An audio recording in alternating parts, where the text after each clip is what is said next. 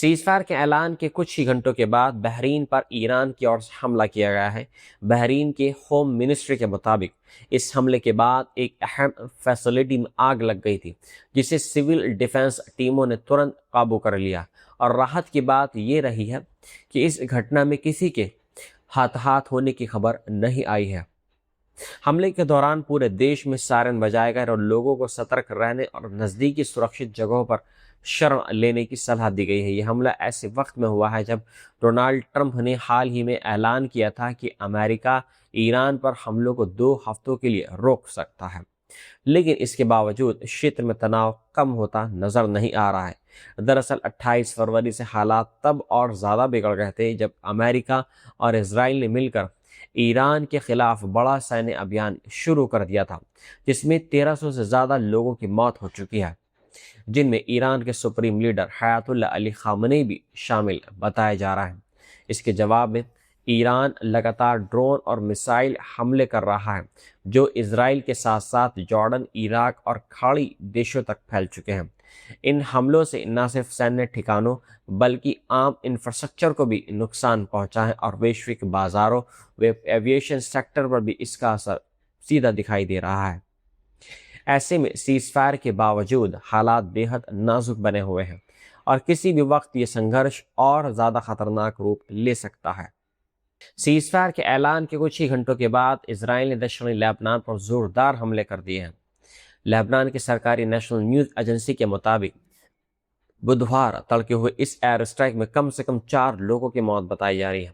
यह हमला अल बहर इलाके में हिराम अस्पताल के पास एक इमारत को निशाना बनाकर किया गया है, जहां कई लोग मारे गए हैं। इसके अलावा शखरा शहर में मेडिकल टीमों के ठिकानों पर भी हमले किए गए हैं, जिसमें कई लोग घायल बताए गए हैं। वहीं हनिये और मंसूरी इलाकों में तोपखाने से गोलीबारी की गई है, जहां हतायरद, थलाथीन, अब्बासिया, कफ्र और दमीदेह जैसे कई शहरों पर भी हमले बताए जा रहे हैं। ये हमले ऐसे समय में हुए हैं जब डोनाल्ड ट्रंप ने ईरान पर 2 हफ्तों के लिए हमले रोकने का ऐलान किया था, लेकिन बेंजामिन नेतन्याहू की सरकार पहले ही साफ कर चुकी है कि ये सीज़फायर लेबनान पर पूरी तरीके से लागू नहीं होंगी। यही वजह है कि इसराइल ने अपनी सैन्य कार्रवाई जारी रखी है। दरअसल 2 मार्च को हिजबुल्लाह के साथ सीमा पार हमले के बाद से इसराइल दक्षिणी लेबनान में लगातार एयर स्ट्राइक और ग्राउंड ऑपरेशन चला रहा है। हालांकि नवंबर 2024 में लागू युद्ध विराम का कोई असर अब जमीन पर नजर नहीं आ रहा है। लबनानी अधिकारियों के मुताबिक 2 मार्च के बाद से अब तक इन हमलों में कम से कम 1400 लोगों की मौतें हो चुकी हैं और 5000 से ज़्यादा लोग इसमें घायल बताए जा रहे हैं।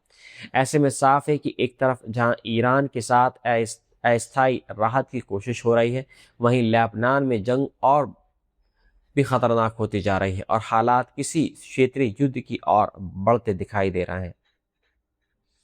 ईरान ने दावा किया है कि अमेरिका ने युद्ध खत्म करने के लिए पेश किए गए 10 पॉइंट प्रस्ताव को सिद्धांत के रूप में स्वीकार कर लिया है।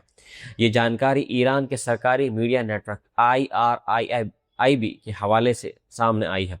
ईरान के सुप्रीम नेशनल सिक्योरिटी काउंसिल ने कहा है कि ये प्रस्ताव आगे होने वाली बातचीत का आधार बनेंगे।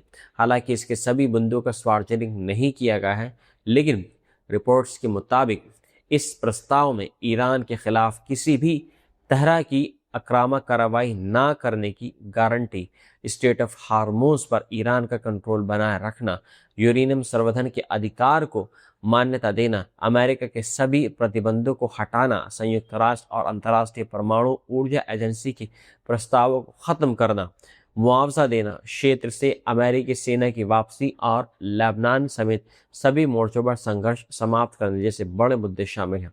ईरान ने साफ कहा है कि बातचीत शुरू होने का मतलब ये नहीं है कि ये युद्ध खत्म हो गया है, बल्कि अंतिम समझौता तभी होगा जब उसकी सभी शर्तें पूरी होंगी।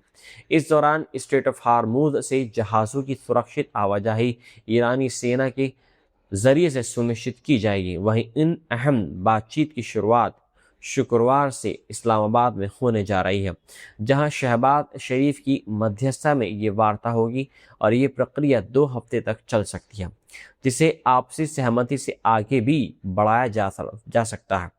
इससे पहले डोनाल्ड ट्रंप ने भी संकेत दे दिए थे कि अमेरिका 2 हफ्तों के लिए ईरान पर हमले रोक देगा और उन्होंने इस प्रस्ताव को बातचीत के लिए कदम कम करने योग्य आधार बताया है। ऐसे में अब पूरी दुनिया की नज़र इस्लामाबाद में होने वाली इस अहम वार्ता पर टिकी हुई है, क्योंकि यही तय करेगा कि ये बातचीत ख़त्म होगी या एक बड़े संघर्ष के रूप में बदल जाएगी। मिडल ईस्ट से इस वक्त बेहद अहम और बड़ी खबर सामने आ रही है, जहां ईरान के सुप्रीम नेशनल सिक्योरिटी काउंसिल ने ऐलान किया है कि अमेरिका के साथ बातचीत इस शुक्रवार को इस्लामाबाद में शुरू होगी और ये बातचीत पाकिस्तान की मध्यस्थता में करीब 15 दिनों तक चल सकती है। इस दौरान दोनों देशों के बीच सीमित स्तर पर संघर्ष विराम यानी एक अस्थायी टकराव भी लागू रहेगा। ईरान ने साफ कहा है कि उसने ये बातचीत तब मंजूर की है जब उसे लगता है कि उसने जंग के मैदान में अपने अहम लक्ष्य हासिल कर लिए हैं, लेकिन साथ ही ये भी साफ कहा है कि उसका मतलब जंग का अंत नहीं है और अंतिम सीज़फायर तभी होगा जब उसकी सभी शर्तें पूरी होंगी।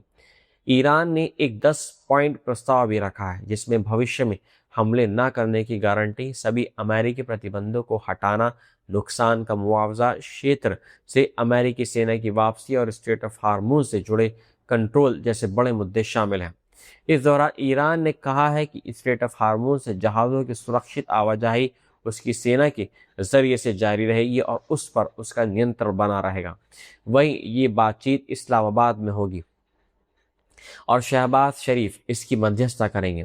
ईरान ने अमेरिका पर अविश्वास जताते हुए साफ कहा है कि उसकी सेना पूरी तरीके से अलर्ट है और किसी भी उल्लंघन की स्थिति में तुरंत जवाब देने के लिए तैयार है, यानी ट्रिगर पर उंगलियां हैं अभी भी बनी हुई हैं।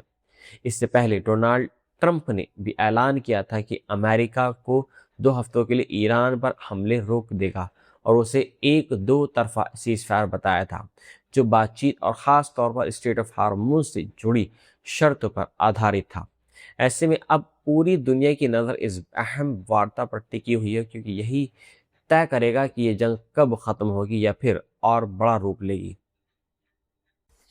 अंतर्राष्ट्रीय हालात के बीच बड़ी खबर सामने आई है, जहां बेंजामिन नेतन्याहू के दफ्तर ने ऐलान कर दिया है कि इजराइल डोनाल्ड ट्रंप के उस फैसले का स्वागत कर रहा है जिसमें अमेरिका ने ईरान पर हमलों को 2 हफ्तों के लिए रोकने का फैसला किया है।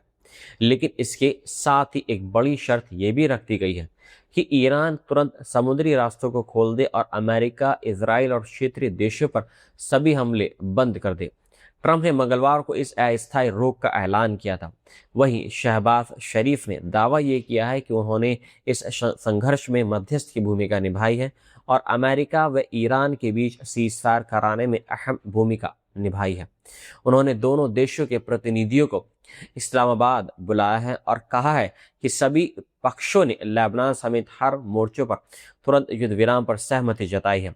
हालांकि इजराइल ने साफ कर दिया है कि ये 2 हफ्ते का सीज़फायर लेबनान पर लागू नहीं होगा और वहां सैन्य कार्रवाई ऐसे ही जारी रहेगी। इजराइल का कहना है कि वे अमेरिका के उस मिशन का भी समर्थन करता है जिसके तहत ईरान को परमाणु मिसाइल और आतंकी खतरे के रूप में खत्म करना जरूरी है। इस बीच लेबनान में हालात बेहद खराब होते जा रहे हैं, जहां मार्च की शुरुआत से अब तक इजरायली हमलों में लगभग 1400 के आसपास लोगों की मौत हो चुकी है और 5000 से ज़्यादा लोग इसमें घायल बताए जा रहे हैं। दूसरी तरफ हिजबुल्लाह लगातार इजराइल पर रॉकेट हमले कर रहा है और उसने कहा है कि ये हमले इजराइल की कार्रवाई और ईरान के supreme leader Hayatullah Ali Khamenei की हत्या के जवाब में किए जा रहे हैं। ऐसे में 2 हफ्ते का ये अस्थायी युद्ध विराम भले ही एक राहत की खबर हो, लेकिन मिडल ईस्ट में जंग का खतरा अभी भी पूरी तरीके से टला नहीं है।